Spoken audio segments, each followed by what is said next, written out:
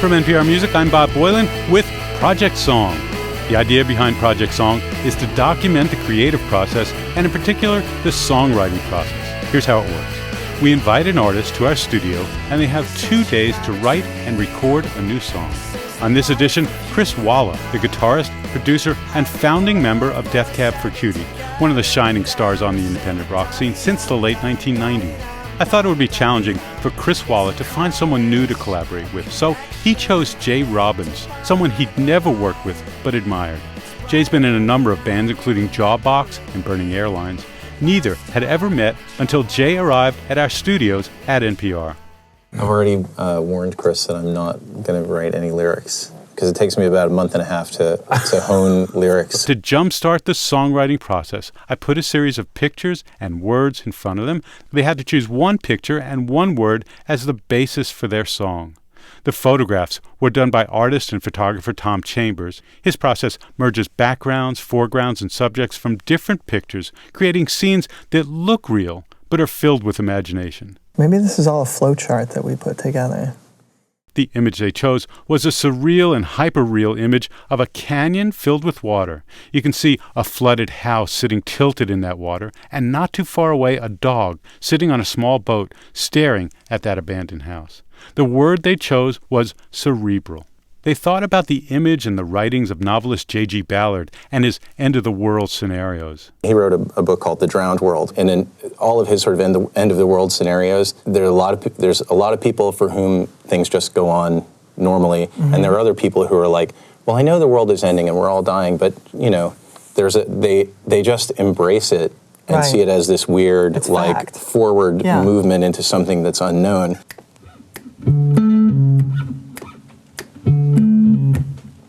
Chris sits himself behind a drum kit. He generally plays guitar and sings. Their drummer, Darren Zentek, is scheduled to show up later in the day. Jay almost immediately starts playing an inspired lick on the bass. It's the start of a 2-day musical conversation, a conversation full of sparks and positive energy.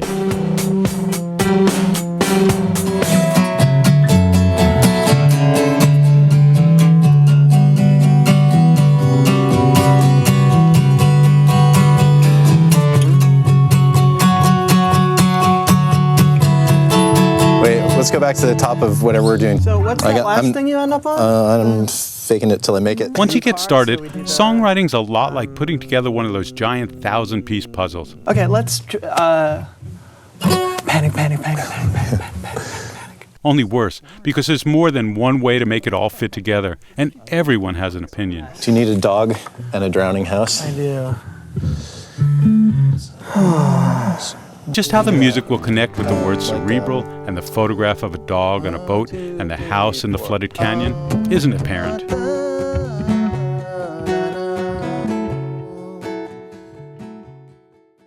It's been about 4 hours. You guys sort of flew right into something fairly quick, like you guys were old friends. Kind of, a little bit, yeah. It seemed that way to me. Yeah, I'm feeling like we have I don't know, I feel like we have approached this the same way at some point before. It's like, I don't know. Yeah. It feels like feels good. Is there anything that got you to even just the sound of the chords that you chose that had anything to do with either of these two things, cerebral and this picture? I think so. I don't know that I would be able to tell you exactly what yet. That sounds kind of like a dog on a boat heading toward a half-submerged house. In the middle of the Grand Canyon. Yeah. I heard you say the word I'm Mercury. singing the word Mercury. There's no doubt about it. Yeah. I suppose if there was a drowning global warming or climate crisis, as Al Gore would prefer, sort of theme, it could tie into that, but I don't know if it necessarily needs to be that literal. The song takes rapid shape with the arrival of the drummer, and though the ideas haven't gelled, Darren Zentek, the drummer, completely understands the song's form. If you don't understand the language of music, it's so mysterious. But if you've ever had an inspired conversation with a stranger, you know how easy conversation can be. if that first bridge is like, if that thing, I think we need to lock that down as the bridge. And like that happens, maybe it doesn't even happen twice, maybe it only happens once. Oh, like then have it it's be a like- little thing, Yeah. and go back, verse, chorus, and then bridge out. And then to way like, bridge out. because Yeah. that's also could be really like a refrain, like a sung like Right, thing, exactly. just-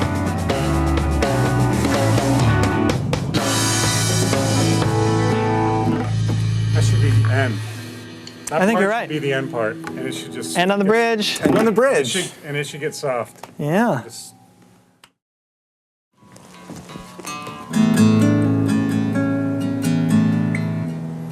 As the song took clearer form, Chris Walla took a break from the studio.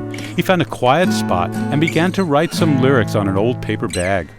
He would need to finish the lyrics in the morning in order to record his vocals. Meanwhile, Jay Robbins was working on a piano part when Chris had come to a stopping point. Chris came back into the studio to work with Jay. What did you do in that last chorus on this one? I don't remember. I think I was just noodling. The thing that when I ran out here and was all excited, like you were doing The yeah, and you were doing that in the last section, I think. Oh, really? Like, yeah. Ideas came fast. Some didn't pan out, but some were inspired, like the moment Chris Walla Okay. picked up the 12-string That's good to guitar. know. I guess the thing for me was that it never really like turned into a part, but ooh. like it. Oh. I mean, it always ended up like.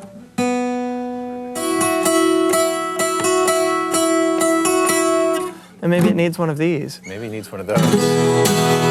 And if we fast forward past the 50 or so vocal takes, we find a song. A song with not just a beginning, middle, and end, but a song built on a photograph, a desperate image, interpreted as the consequence of perhaps global warming. It's a song that finds hope in its despair, a bit cerebral, but full of imagination.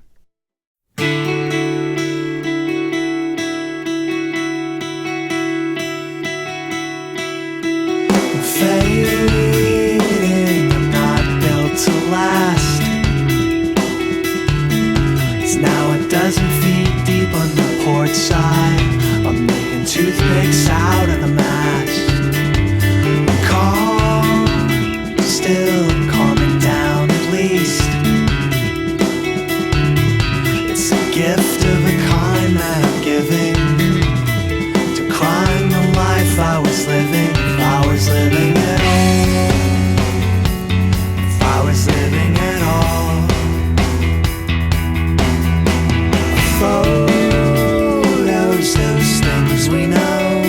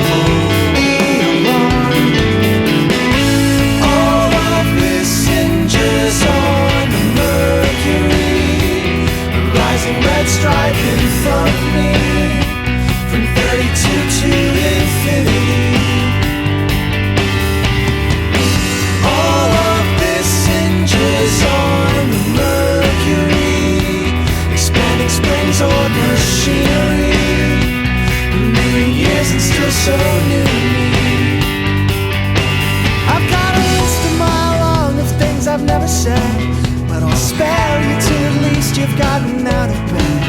I think I left the water on. Might be a little wet out on the lawn. Can't help feeling that this year of mine's a total loss. With all these standardized connections, now my albatross. I hope they'll go off to anywhere I don't know. Parks of Mattapoisett down to Delacroix.